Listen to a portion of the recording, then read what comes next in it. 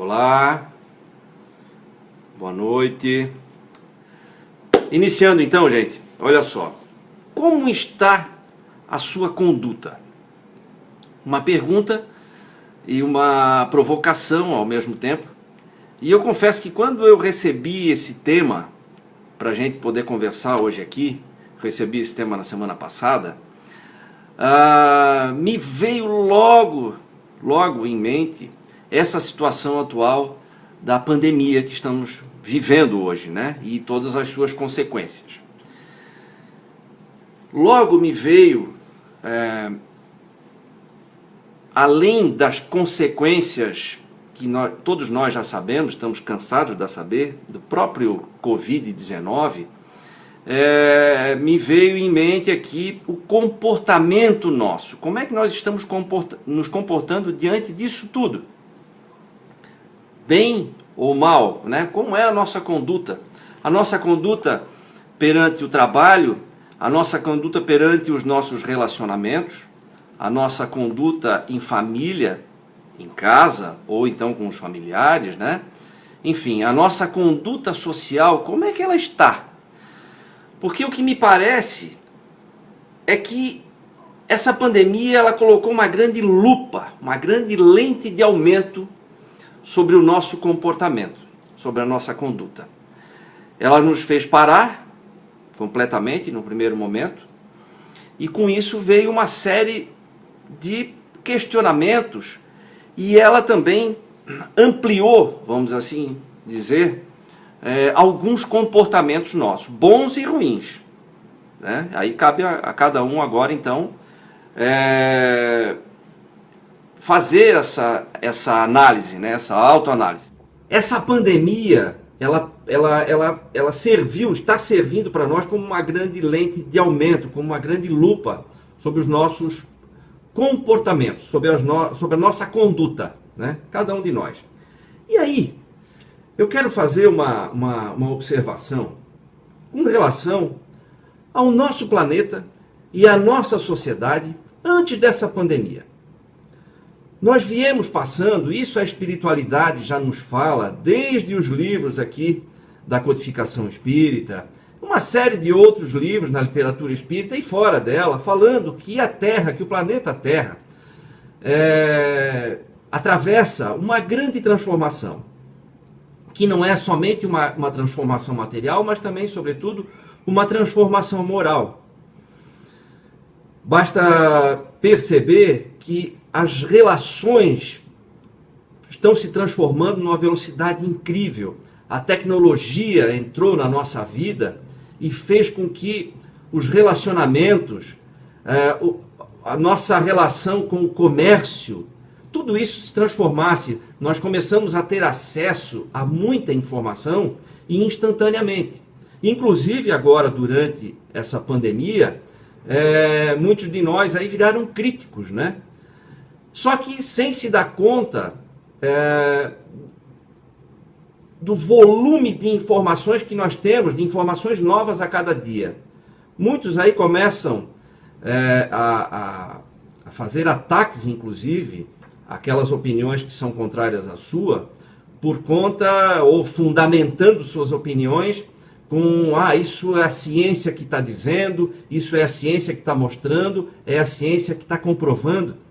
Mas, na verdade, a ciência também não encontrou respostas definitivas. E a cada dia nós estamos tendo novas informações. Nós temos informações que são aparentemente antagônicas e todas dadas, inclusive, por cientistas, baseadas em pesquisas científicas. Então isso mostra o quão desnecessário é essa discussão em massa que se tem, esses ataques todos que se fazem uns aos outros aqui.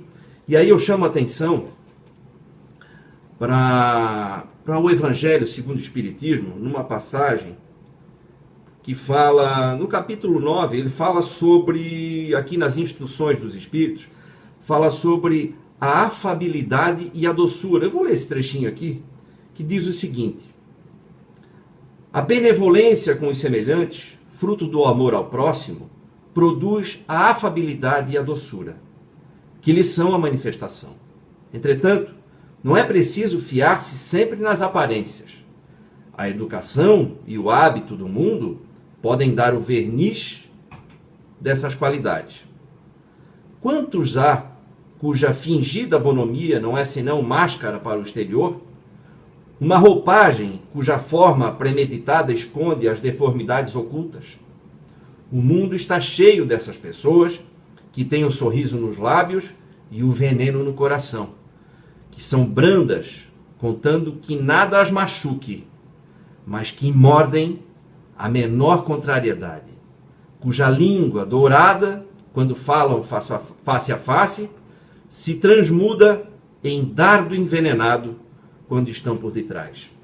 E quando estão por detrás, é exatamente nas redes sociais. Nas redes sociais a gente se sente protegido para falar o que quer, porque não vai sofrer consequências físicas, né? Ou consequências imediatas do que fala, de qualquer ataque que se faça verbal a alguém. Então, pelas redes sociais, eu me sinto confortável para atacar quem quer que seja.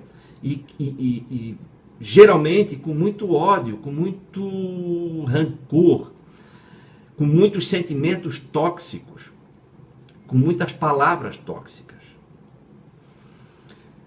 E aí, eu quero lembrar aqui, de uma certa ocasião, lá no CEIU mesmo, houve uma sugestão de tema dado por um dos mentores da casa, o irmão Roger, que foi a seguinte: era uma reflexão a respeito do julgamento. E aí, nessa reflexão, nós falamos das consequências do julgamento, as consequências individuais do julgamento e as consequências coletivas do julgamento. Nas consequências individuais do julgamento, eu tenho o quê? Cada vez que eu faço um julgamento de alguém, geralmente eu trago,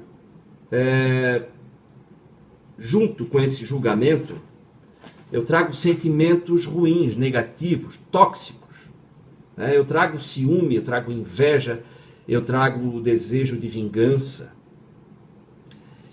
E é importante lembrar que a voz benevolente do amor, ela é calma e silenciosa, enquanto que a voz do ódio é barulhenta, é irritante, faz baderna, faz algazarra. Então, no momento em que eu estou sentindo, destilando, proferindo palavras ruins, tóxicas, de ódio, ou de vingança, ou de inveja, eu estou fazendo muito barulho, e com esse barulho que eu faço, eu não posso ouvir os bons conselhos das palavras benevolentes do amor, que geralmente são ditas pelo nosso próprio mentor, pelo nosso próprio anjo da guarda, pelo nosso próprio guardião, que aliás todos nós temos. E sempre, vale lembrar, são espíritos que estão num grau evolutivo mais alto do que o nosso, justamente por uma questão de lógica, né? Ora, não pode uma criança querer conduzir um adulto, ensinar para um adulto como ele deve proceder, e sim o oposto disso, né? Então, é lógico que alguém que esteja no estágio evolutivo mais alto que o meu possa me conduzir durante essa passagem aqui, né? Ou durante diversas passagens. Mas eu só vou ouvir esses bons conselhos se eu estiver em silêncio. E estar em silêncio significa abandonar os sentimentos tóxicos, abandonar as palavras tóxicas, abandonar o orgulho tóxico, porque muitas vezes por orgulho eu quero justamente mostrar que eu sei, que eu sou inteligente, que eu sei fazer uso das palavras de uma maneira articulada e com isso atacar as pessoas que pensam diferente de mim. E fico cego por causa desse ódio, por causa de toda essa toxicidade. Agora, é importante também falar das consequências comunitárias, sociais desses julgamentos, né? Coletivas, melhor dizendo, né? as consequências coletivas. E aí eu lembro que também numa determinada ocasião eu assisti a uma entrevista que nessa ocasião um aluno perguntou para esse mestre o seguinte: mestre, se você fosse capaz de voltar no tempo, lembrando de tudo que aconteceu na história, você mataria o bebê Adolf Hitler? E a resposta desse professor foi muito interessante. Ele fala o seguinte: Adolf Hitler não foi o responsável pela Segunda Guerra Mundial e nem tudo que aconteceu nela, né? Ele foi sim um grande administrador e um grande compilador do ódio que existia na comunidade. E há muitos séculos. O ódio que era direcionado aos judeus existia há mais de 18 séculos e existe há mais de 18 séculos. As religiões os acusam de matarem Jesus, religiosos os acusam de matar Jesus, governos e mercados os acusam de controlar mercados ou sonegar impostos, e uma série de outras acusações, e isso foi se somando ao longo dos séculos e culminou com aquele momento onde uma pessoa que também tinha nutrido e tinha esse ódio muito grande dentro de si contra aquele povo, mas que era também extremamente competente, soube usar muito bem esse ódio contra aquela comunidade. E aí o que aconteceu? Nós sabemos muito bem que ele transformou esse ódio numa grande máquina de matar. Nós assistimos, o mundo assistiu, a uma matança feita em escala industrial, na verdade. E o que a gente pode perceber aí foi então que apenas uma grande competência do Adolf Hitler em fazer isso tudo, mas que ele não era o único que odiava. E, aliás, não seria possível ele, odiando sozinho, fazer tudo o que fez. Era preciso reunir todo o ódio de uma população para que ela, então, concordasse e desse suporte para que tudo aquilo fosse feito. Eu sei que é um pouco chocante falar disso, mas o que eu quero com isso é criar aqui uma caricatura para que a gente possa refletir a respeito disso, a respeito de todo esse ódio que a gente destila através das redes sociais nesse momento. E aí eu digo a vocês o seguinte, que é uma reflexão que eu também faço. Será que vale a pena eu desperdiçar o meu tempo com isso? Diante de toda a evolução que a Terra vem passando? E que eu não sei em que velocidade, mas com certeza essa velocidade deve aumentar ainda mais. Eu vou citar alguns exemplos para vocês. Até poucos anos atrás, para a gente adquirir música, a gente precisava comprar ou fita cassete, ou LP, ou então CD de música. Então a gente comprava aí 10 a 20 músicas cada álbum, certo? Hoje, nós temos aí assinaturas, algumas gratuitas, outras não, e eu tenho acesso ilimitado a qualquer música que eu quiser, né? Então tem aí o Spotify da vida, né? Uma grande transformação. Uber, por exemplo, mudou a nossa maneira de usar carro alugado. Antes só se usava o táxi. O Uber veio aí e transformou inclusive boa parte da relação de trabalho. O que mais? Eu até acho que anotei aqui. Sim, Netflix. Poucas pessoas hoje não têm acesso ao Netflix. Uma maneira fantástica de hoje de se ter acesso a várias séries e vários filmes, pagando pouco. Acabou com as locadoras, por exemplo, de fitas para videocassete, né? Isso há muito tempo. A Netflix está revolucionando a nossa maneira de assistir, de alugar, de consumir conteúdo na televisão, pela televisão. Aí nós temos GPS. Olha só, até pouco tempo atrás, GPS era uma ferramenta fantástica. Nossa! Eu lembro que a gente viajava com mapa, né? Então tinha que parar o carro, desenrolar, abrir aqueles mapas gigantescos dentro do carro e começar então a estudar as rotas e tudo, e dali a pouco então a gente poderia prosseguir viagem, mas com muitos erros e muitos atropelos e muitas perdas de tempo, né? Aí veio o GPS. Nossa, que evolução! Quem de vocês tem um aparelho de GPS aí ainda? Quem responder que sim vai dizer, bom, eu devo ter em alguma gaveta guardada aí, porque ficou com pena de jogar fora, né? Vai virar um artigo de museu, já é um museu, né?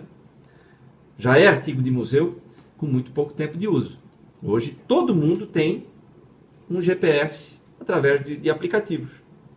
Todo mundo, se não tem, pode ter, é só baixar, rapidamente baixa o aplicativo aí, passa a ter o GPS.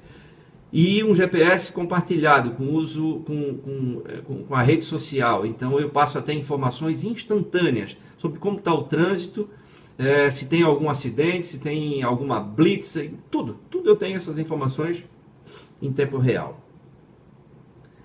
Airbnb, né, mudou a maneira de a gente se hospedar nas cidades onde vai, né? A gente não precisa mais necessariamente ficar no hotel, a gente pode alugar uma casa por um aplicativo, né? Sem ter que conhecer, inclusive, o proprietário. Tudo isso é a tecnologia que vem nos proporcionando. E aí, essa tecnologia está nos dando velocidade. E olha que interessante, eu separei alguns dados aqui. Toda essa tecnologia está gerando um volume enorme de dados. E esses dados estão aí, precisam ser armazenados, né? 90% dos dados atuais de internet foram criados nos últimos 2 anos. Por aí a gente percebe a velocidade que isso vem ganhando. E esses dados que eu estou lendo aqui para vocês são de antes da pandemia. Porque essa pandemia está nos fazendo refletir, rever a nossa maneira de trabalhar. Hoje, muitos de nós, ou muitas empresas, estão vendo que é possível fazer mais com menos.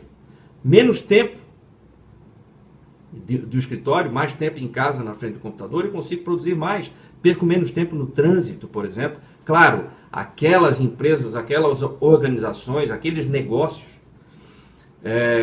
que estão já digitalizados, vamos dizer assim, ou que têm alguma conexão com essa era digital. E que, na verdade, são quase todos.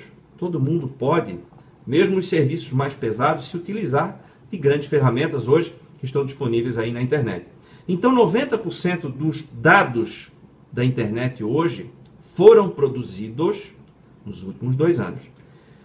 Segundo algumas projeções, repito, antes do coronavírus, nós teremos, hoje são cerca de 16 trilhões de gigabytes. Em 2025, 163 trilhões. Ou seja, não haverá espaço suficiente nos servidores do mundo hoje para armazenar tantos dados. E aí, olha que interessante como é a evolução, só para a gente ter novamente uma noção da velocidade e de onde nós podemos chegar.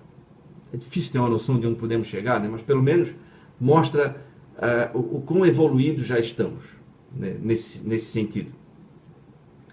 Hoje, uma das alternativas seria justamente armazenar dados em moléculas de DNA.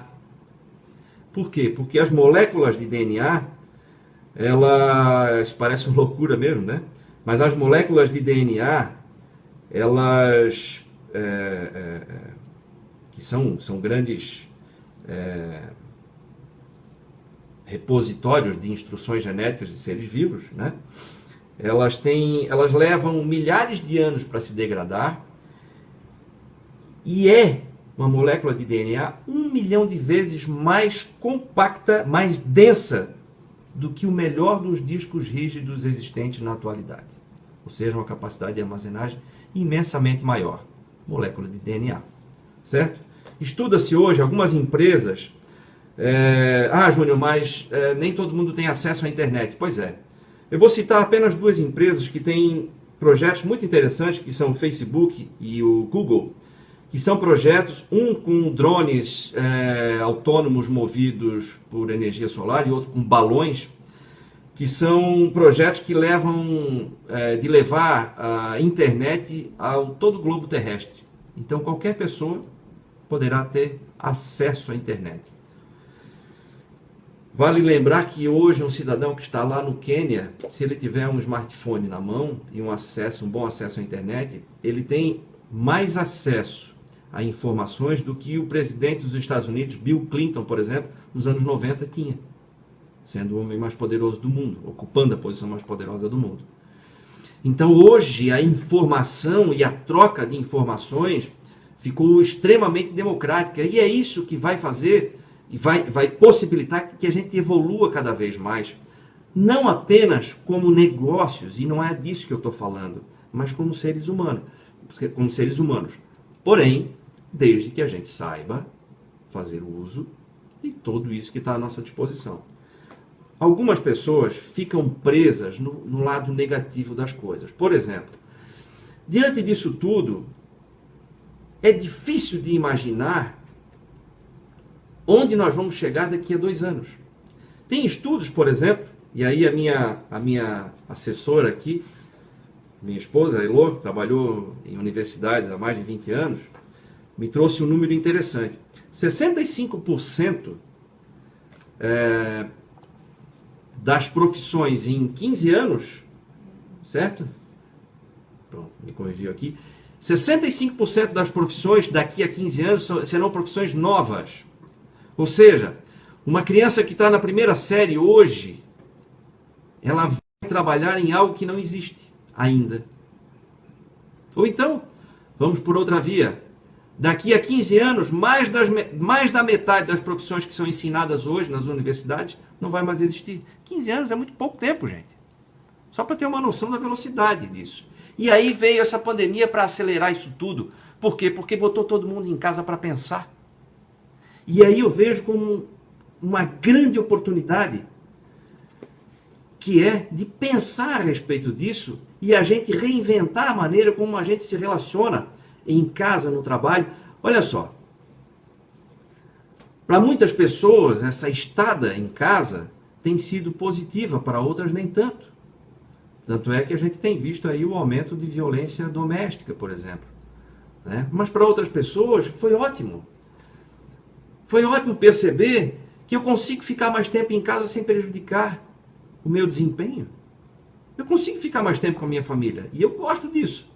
Para muita gente vai ser assim. Para aqueles que não está sendo positivo, também é uma oportunidade de repensar isso tudo. Será que eu não estava empurrando com a barriga um relacionamento? Será que, para muitos que reclamavam do seu trabalho, por exemplo, agora estão sentindo falta de poder ir trabalhar? Também é uma oportunidade de repensar a sua postura diante das coisas boas que acontecem na vida. A postura de ingratidão, muitas vezes. Será que eu estou me relacionando bem com as pessoas?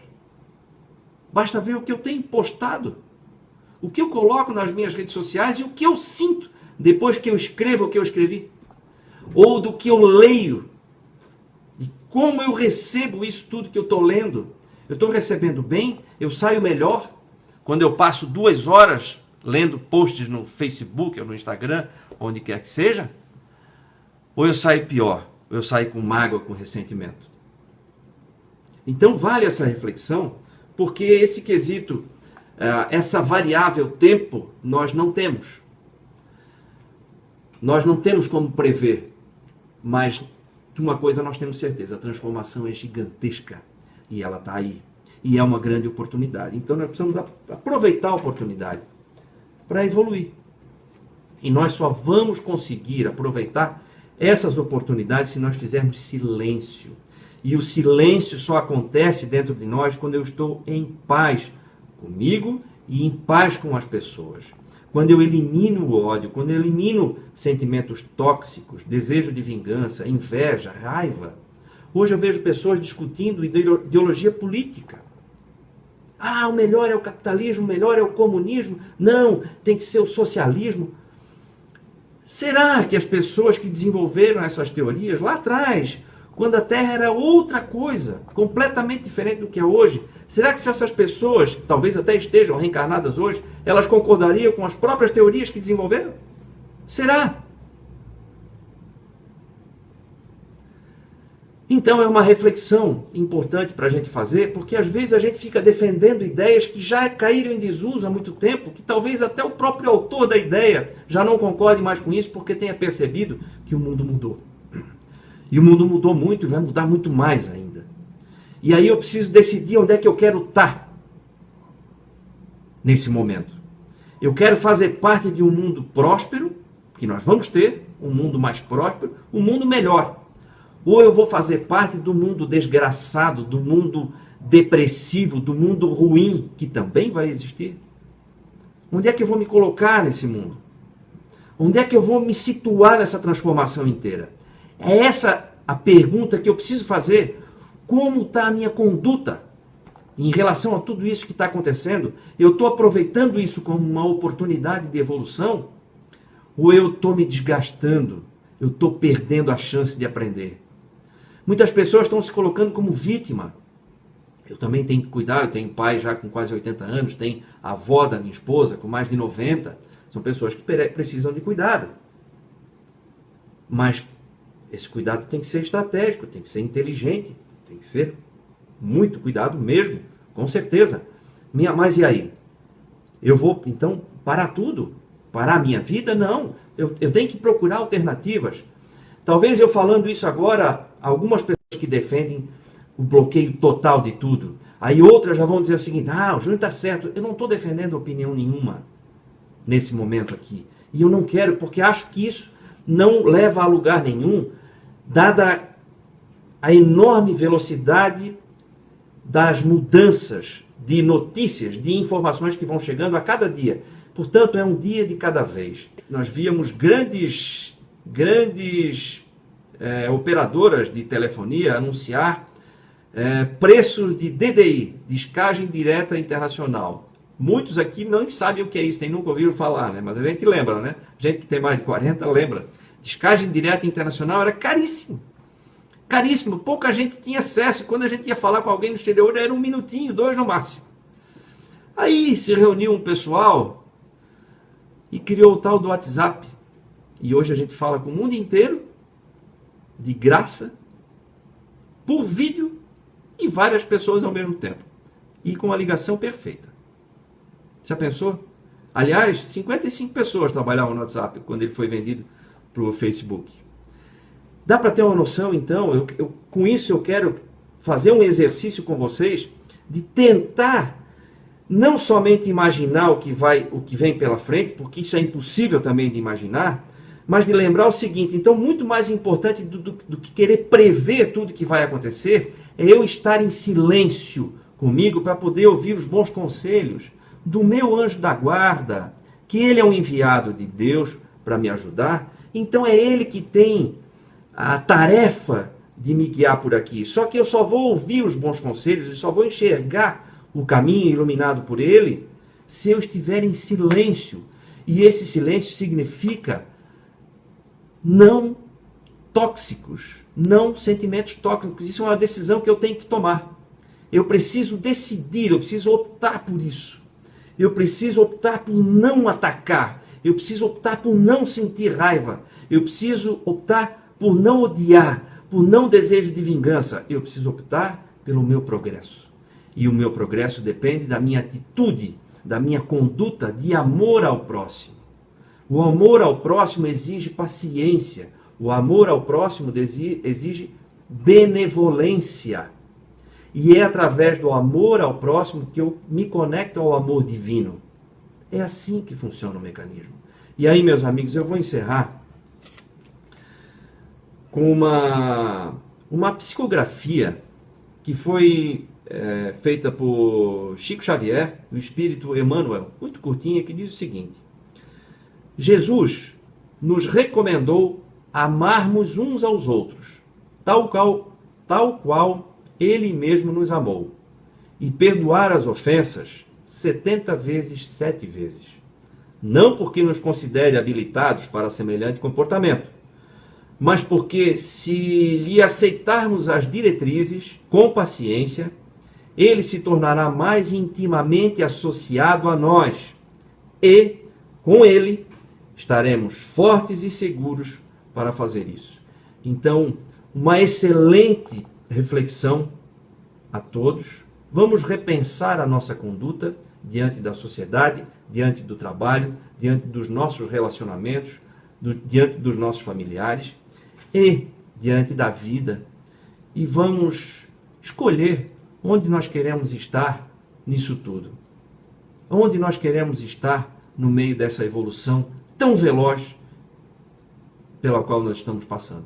Então, muita paz para todos e uma excelente reflexão. Fiquem com Deus.